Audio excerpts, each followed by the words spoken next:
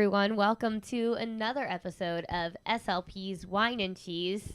I'm Maria. I'm Deb. And welcome to our podcast for the realistic SLP. Yeah, I feel like we haven't said that in a while. We haven't. Yes. Yeah. Here it is, though. So a lot of podcasts, they'll be like, this is a podcast for. Right. So what would you describe us as? What can listeners expect from our podcast experience? They can expect informative yet entertaining content dabbled with some wine and some cheese. Right. I like to put entertaining before informative. I know, Just you keep doing that. I don't Yeah, know like why. it's a list of ingredients. Like water is the number one ingredient in most things because that's like the bulk. I think we're primarily entertaining, even though we are informative. I feel like we're the opposite. All right. Yeah. Well, we are the opposite. Okay, you exactly. and me. Right. So, yeah. anyway, so we are drinking a Pinot Noir wine. It's a 2017 California wine. And we have drank this wine before and we liked it. And we didn't finish the bottle. There was leftover for us. There's carryover. There was carryover now. You know, We're drinking the carryover. Right. We're working on carrying over our skills. Generalizing it to another podcast episode. Yes, exactly. And I have noticed that this wine has some nice taste to it, but it's not like overwhelming, which I feel like is important in a wine. Yeah. Yes, and this is from Pinot Noir grapes. That's why they call it Pinot Noir. And it has flavors of black cherry, kissed by oak, which I don't really taste the oak that much, to be honest. But it's very versatile wine. It can go with like different meat dishes and fish. But we're not having cheese this time. We're having blueberries and nuts because we were trying to be informative. Right. And inform the people of good brain food. foods. Before we get to brain food, thank you, Alana, my CF, for gifting us this wine. Yes, thank Maria you. says that we manifested it, but I was like, Alana bought it. But I think they're both the same. Tomato. Yeah. Fun, informative, same difference. So what does brain food do for you? Yeah, brain food is good for your brain. Okay. And the development and the maintenance of your brain. So what your brain... Because some things that we consume are harmful to our bodies and our thought process because there's like that brain-gut connection, which we're not totally getting into right now. But yeah, there are foods that have certain nutrients that help boost our of course. power. There's a lot of research showing that there's some smart foods to your daily eating regimen. And number one is brain berries or blueberries. Woo! Yeah, good. Keep eating those. Mm-hmm. Yes. You know what they do? They help protect the brain from oxidative stress and may reduce the effects of age-related conditions such as Alzheimer's or dementia. So those are some good we challenge foods. listeners to, if you're not allergic, eat blueberries this week. Yeah, Send good. them to us. Send us your blueberries. Send us your brain berries. Oh, your brain berries. Yeah.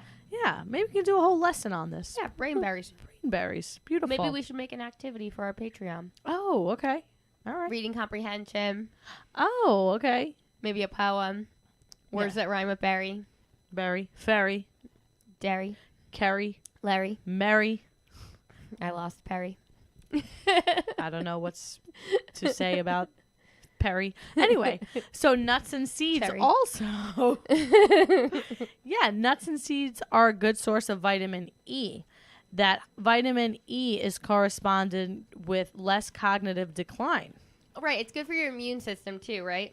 Vitamin E. I don't know about that, but, you know, that's what this article says. I'm quoting Frankie WebMD. has like a puppy wart in his mouth, and I read to give him, put vitamin D on it. Oh, Oh, okay. no vitamin E, I'm sorry. Mm-hmm. Oh, all right. Yeah. Well, vitamin E helps definitely with like healing and stuff. So maybe. Mm-hmm. Also on this list, if you're curious, we're not consuming this, but avocados. I feel like avocados are just like. Yeah, I think they cure life. Yeah, avocados are great. Yeah. Yeah, that's probably why they're so expensive. And it's so weird. Like you're little and you're like, I don't want to eat this green food, but you're wrong. You should have eaten it all along. Yeah. Oh, look at that. That's a good motto for avocado. Yeah. Wow. We should get into, maybe avocado wants to sponsor SLP's wine and cheese. Yeah, avocado and cheese.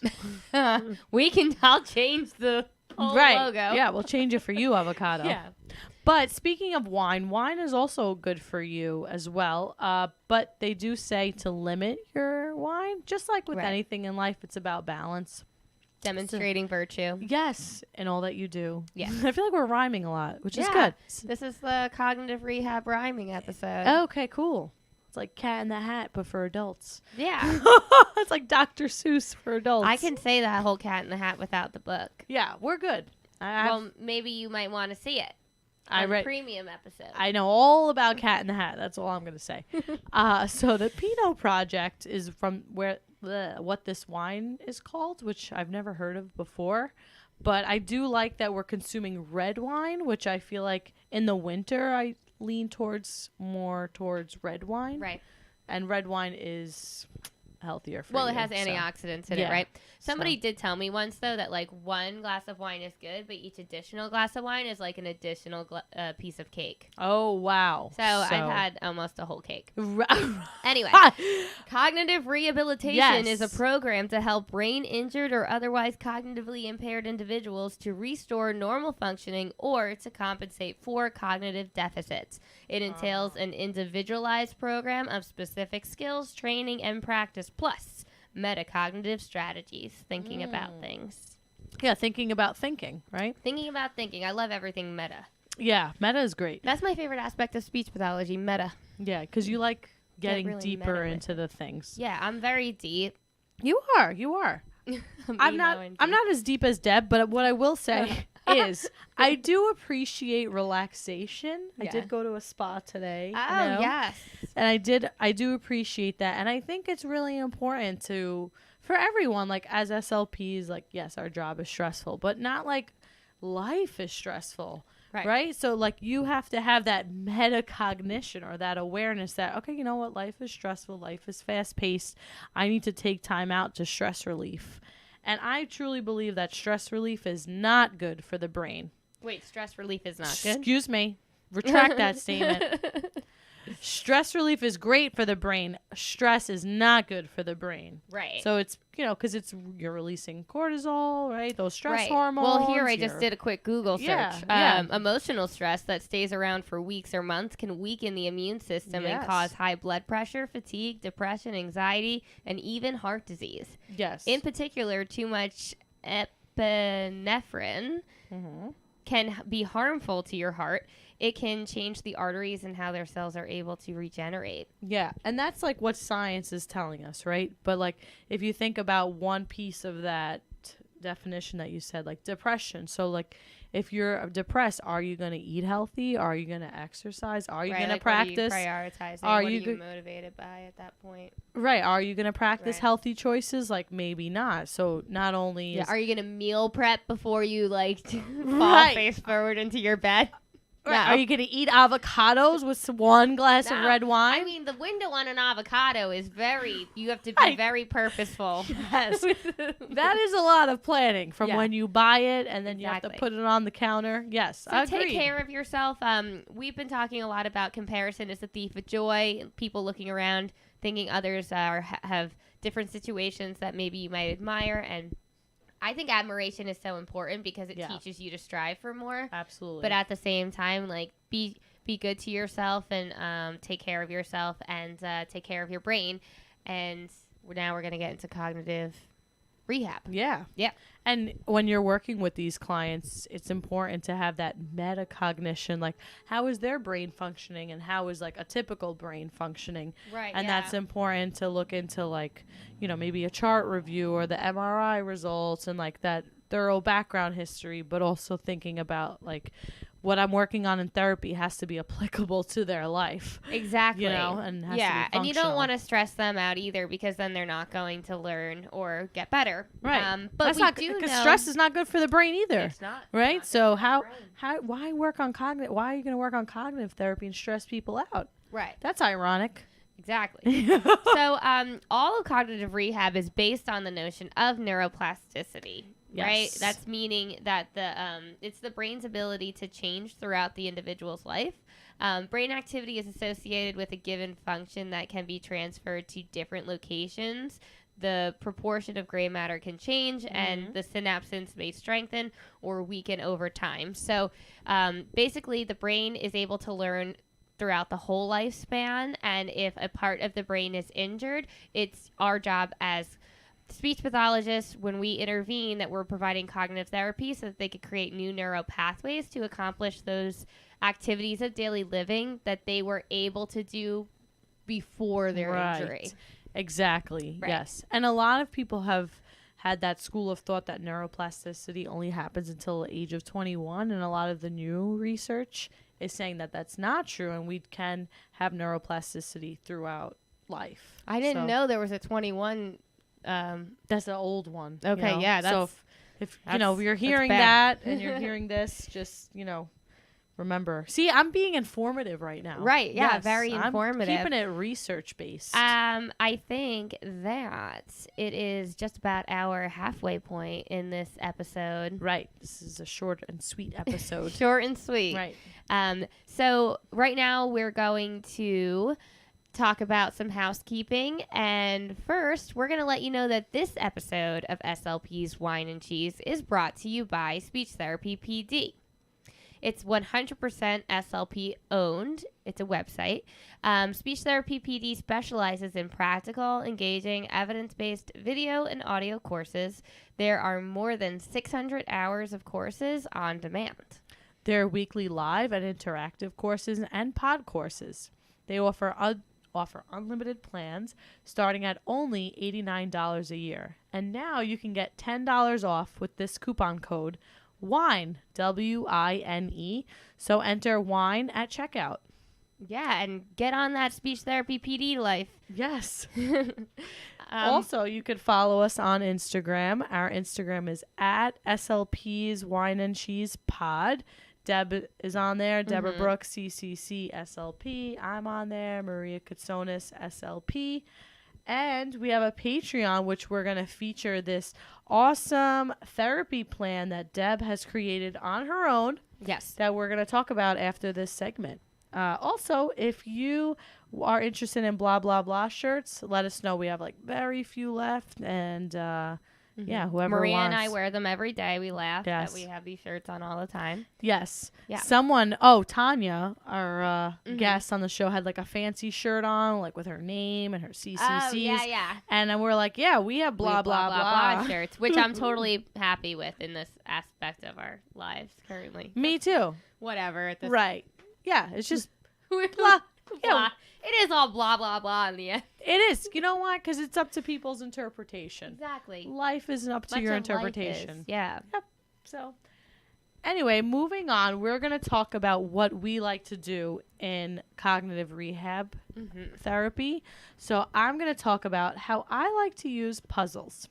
So, this is my little spiel. Okay. So, I believe puzzles are very underpopular. Is that a word? Underrated, underused. Underrated. I think dill is the most underused herb. I'm gonna have to agree with you on that one. Yeah. You get a nice cucumber tomato salad with dill. What? It's good. It is good. And then you're like, why doesn't everyone use dill all the time? You're right.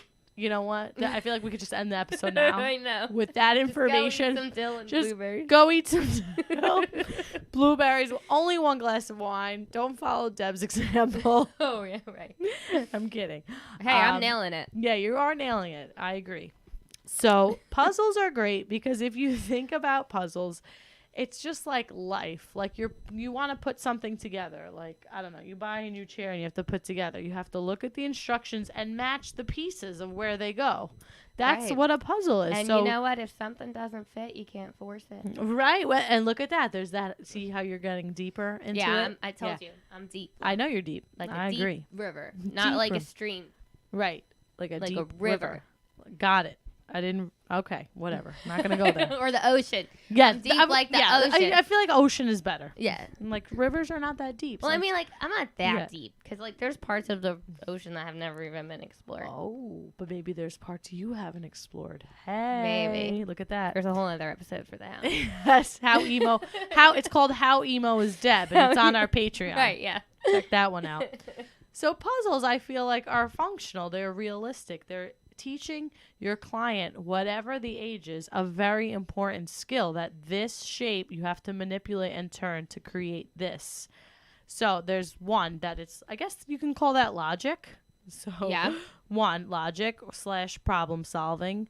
3, you could work on following directions, like you have to take the puzzle out, flip the pieces over, find the edges. There's a whole bunch of sequencing. Yeah, matching things like by colors. by color or shape. Yeah, visual, spatial. So like looking at like the image you have to make versus like the puzzle pieces, shifting that attention from back and forth. That obviously turn taking. And also I think it's great like in groups. So even if you have adult rehab in groups, like, all right, you do this part, you do the top part, I do the bottom. And like, oh, we're going to work together and make this together. So it has that like teamwork aspect. And also, you know me, I like to pair it with visuals. So if you I posted on my Instagram like a board that's like, oh, it fits, it doesn't fit. So there, you can definitely incorporate pragmatics and social language and commenting throughout, and it's something that's like less pressure, like, okay, we're just trying to fit these pieces together and we're just working together and we're looking, and a puzzle does not have to be completed in a one session, right? You know, and it's also great carryover, like you mentioned to me earlier. You were saying how like sometimes there could be deficits at home, like maybe grandpa had an injury and he has a hard time communicating verbally and relating to his grandchildren, but they all can quietly sit down and do a puzzle. I was even thinking of like even my own grandpa, like he speaks Greek as his first language, so I could sit there and like we don't have to have a heavy conversation in Greek, even though I could, but like let's say someone else can't, like it relieves some of that verbal like pressure on expressive language, and we're just working together. You know, so I love puzzles. Puzzles are great. Yeah, puzzles are great. So that was my spiel. Done with that. And then also you want to keep in mind that the purpose of cognitive rehab therapy is to help an individual acquire the highest level of cognitive functioning and functional independence as possible. And puzzles is one way to target that, because the things that we really want to focus on are attention skills, executive functioning skills, memory skills, visuospatial skills, problem-solving skills, and communication skills. Yeah, exactly. So I was recently working in a skilled nursing facility, and while they did have resources there, I just didn't see the purpose or point, or like how that was going to maximize the person's progress. Right. There would be things like, about what time would somebody eat lunch? Right, or... And it's like noon. Okay, noon, but why is that? I don't know. You were telling me something about like smoking, like... Everything had smoking in it. Like every single list, it was like, what do you smoke? What are cigarettes for? Smoke.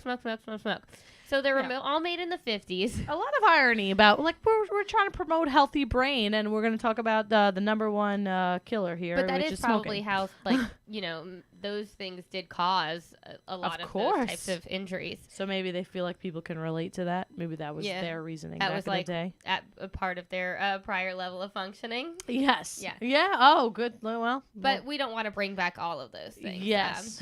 But yeah, anyway, so cognitive rehab is really a vital aspect of the nursing home facility, and it's something that you don't really think of as much, because most of the time everyone's like, oh, it's all feeding and swallowing and like different textures to consume and things of that nature, or working on like trachs, or people rehab from a trach and they have like voice disorders and it get amplified, or maybe they're using like an ASC device. But my favorite is cognitive therapy. Yes. And I created a bunch of exercises, and I'm going to do them to Maria. Great. Okay, so the first thing that we're going to work on is cognitive flexibility, and that's being able to see something from multiple perspectives. And it's a great metacognitive skill to have. Excellent. So, Maria, can you tell me 3 reasons why a person might be sleepy? Oh, God. They went to a spa all day. Okay. They had a lot of wine, and they didn't hear they woke up too early to pee. Okay, they woke up early. Great. What are 3 reasons why somebody went to the doctor? Oh, for their yearly checkup, because they have strep throat, and because they found a weird mole. Okay, I don't know. I'm just... what are 3 reasons why I need a hammer? Okay. to hurt Mike. No, I'm kidding. I'm kidding. I'm kidding. To make Maria, you're violent. Right. I would hurt him with my words. Right, which I'm sure you do. I can't go to jail for that. Right. Because that's the beauty of speech, ladies. It's fleeting. You say it and then it's gone. There's no documentation unless, you're holding a microphone and you're broadcasting it across Evolve iTunes. Right, or Instagram story, whatever. Yeah, whatever. Anyway, you're making a table. You are hanging up a beautiful sign, and you are taking out a nail. Okay, good. And then the last one for this section, tell me 3 reasons why you might eat cake. Oh, because it's my birthday, because I'm having a sugar craving, and because I've saved up all my Weight Watchers points for it. Beautiful. Thank you. So the next thing, most of the people who had type an injury, they're going to struggle with naming and categorizing. There's 2 different types of naming. We have convergent naming, which is... Convergent is when you're trying to zero in on something. Yeah. That's how I always look at it. So you're telling me the things, items, and I'm just giving you the category? Yeah. Okay. And then divergent naming is what we're going to do. Divergent is broad. So you're like, the category is fruit. And then I'm just like rattling off fruits. Right. And then also, so like, let's say an individual is quite good at this task, but you might use it anyway. 1, because you want to do things that are easy for people, because if everything is targeting their goals, that's going to be like a hard workload for their injured brain. You're going to stress them out, and they're not going to feel motivated to interact with you. So 1, work on things that are easy. And then 2, you can always perfect things that they're good at by decreasing their latency and response through repeated practice. Yeah, but also it's a good like warm up. Like you should start with what they're good at. Yeah. Build up their confidence and like get that rapid naming going. Yeah. And then go into the bulk and then close the session with like something to leave the session on a good note. Yeah, something easy. Yeah, something mediocre. I sandwich everything, yeah. Yeah, sandwiching are good. Sandwich it all. Yeah, sandwiches. Just make it all sandwiches. Exactly. Can you tell me 3 animals that have sharp teeth? Okay, sharks, dogs, and piranhas. Okay, tell me 3 animals that like cold weather. Oh, penguins, seals, and polar bears. Polar bears. I was going to say an owl, but no. Tell me 3, and this is common knowledge, but you have to still think. So that's why I think these things are motivating, because like we're still engaged. We're doing it. Everyone probably listening is trying to think. Yeah. Tell me 3 animals that only eat plants. Oh, dinosaurs. The herbivores. Omnivores eat both. Herbivores, right. Well, I could use that one. Herbivores, omnivores. And I want to say gerbils. Right, yeah, because I guess they're pellets too or something. Right. I don't know. Panda bears eat bamboo. Oh, right. Panda bears. A giraffe is a herbivore. Right, yes. And Thank you. I think a koala as well. I don't know if they eat I think so as well. Okay. Koalas. Last one. Tell me 3 animals that move slow. A sloth. A caterpillar. Okay. And a worm. Okay, good. Yes, thank you. So now the next task is going to be phonemic awareness through rhyme. Okay. So it's like your ability to manipulate language, but then also meta-linguistic skills, your ability to, once again, manipulate sound and words. Yeah, and find patterns. Attention and focus as well. Right. Yes. So can take you a sip tell of wine me for this one? 3 words that rhyme with chair? Hair, pear, fair. Good. 3 words that rhyme with daisy. Maisie, paisy, lazy. And 3 words that rhyme with bell. Well, swell, hell. And the last one, 3 words that rhyme with flower. Power, sour. I want to say malware. Oh, shower. Thank you for that initial phonemic cue. You're welcome. The next one is auditory comprehension and recall, which I believe is self-explanatory. I'm going to read you a story, and then you'll tell the story back to me, and then I'll ask you some questions. Amanda is going to the movies. She will buy a ticket, popcorn, and soda. Got it. So what's that story? Oh, so Amanda went to the movies by herself. Maybe she got stood up on a date, and she bought tickets, soda, and popcorn. Good. Who is going? Amanda. Where is she going? To the movies. What will she buy? Tickets, movies, ticket, popcorn, and soda. Great. Okay. So now we're going to go to auditory comprehension for nonfiction text. Mm-hmm. So that was a fiction text. Cats conserve energy by sleeping an average of 13 to 14 hours a day. Mm-hmm. Cats have flexible bodies and teeth adapted for hunting small animals such as mice and rats. Oh, I forgot you hate that. Yeah, I'm kind of scared now. What animal is this story mostly about? Cats.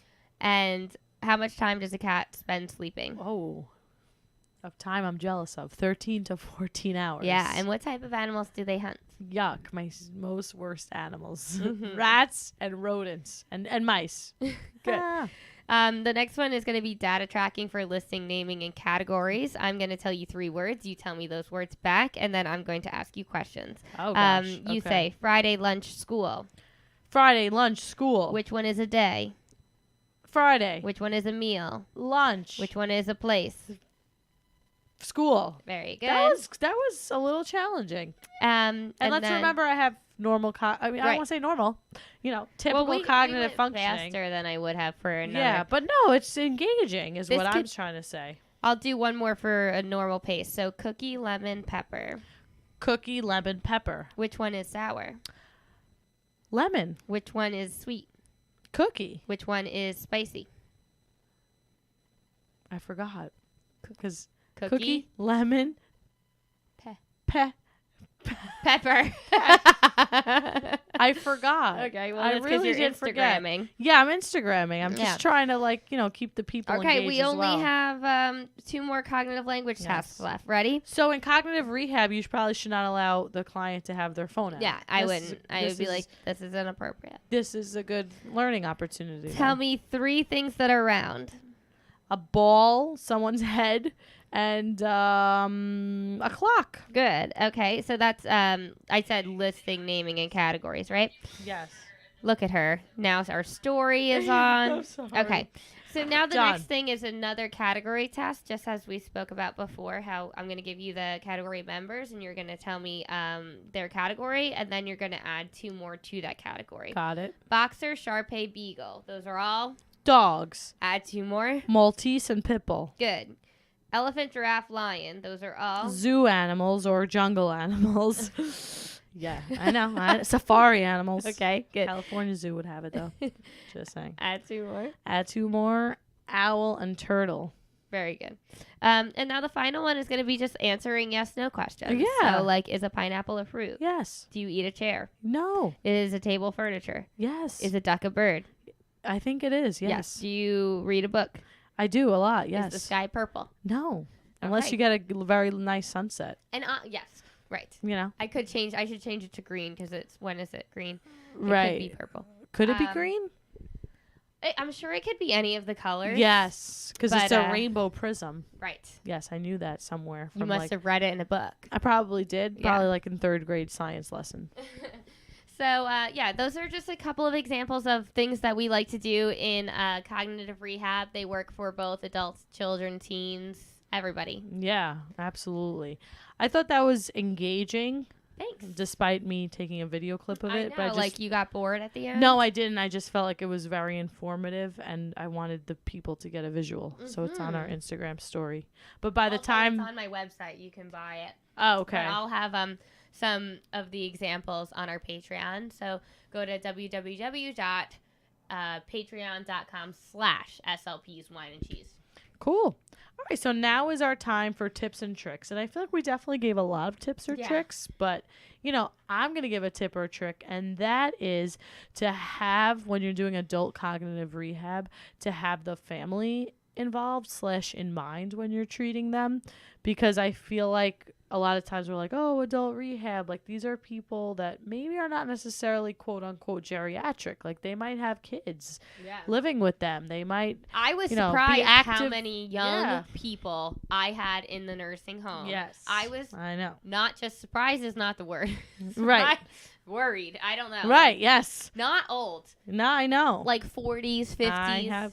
I've had some adults too, and they're not exactly that old. And a lot of times, yeah, I know. I hear you. Yeah. That's why we're drinking red wine and blueberries. Yeah, I was like, uh-oh.